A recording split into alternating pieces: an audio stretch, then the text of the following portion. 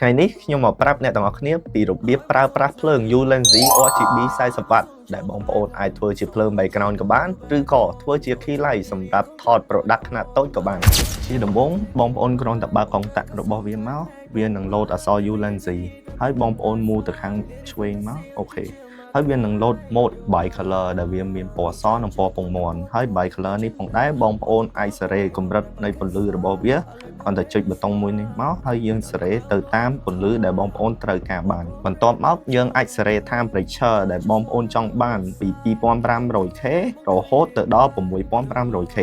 បន្តមកទៀតបើសិនជាបងប្អូនចង់បាន mode RGB បងប្អូនគ្រាន់តែចុចលើប៊ូតុងខាងស្ដាំដៃនេះហើយជាប់បន្ទាប់មកវានឹង load ពណ៌ RGB យើងអាចសេរីពណ៌ទៅតាមតម្រូវការចាំបាច់របស់បងប្អូនបានយើងអាចសេរីកម្លាំងពន្លឺទៅតាមតម្រូវការយើងគ្រាន់តែចុចលើប៊ូតុងខាងនេះមួយទៀតមកបន្ទាប់មកវានឹងមានភាគរយដែលយើងអាចសេរីនៃកម្លាំងទៅតាមតម្រូវការដែលបងប្អូនចង់បានមិនត្រឹមតែប៉ុណ្ណោះនោះទេភ្លើងនេះមាន effect រហូតទៅដល់20 effect ដែល effect នីមួយៗបងប្អូនអាចថតទៅតាមភាពច្នៃប្រឌិតរបស់បងប្អូនបានភ្លើងនេះមានកម្លាំង 40W មែនក៏ប៉ុន្តែបងប្អូនអាចបើកបានរហូតទៅដល់ 50W អញ្ចឹងបើសិនជាបងប្អូនមានព័ត៌មានឬក៏ចម្ងល់ឬក៏ចាប់អារម្មណ៍ជាមួយនឹងភ្លើងមួយនេះផងដែរបងប្អូនអាចតាក់ទងមកកាន់ពួកយើងបាន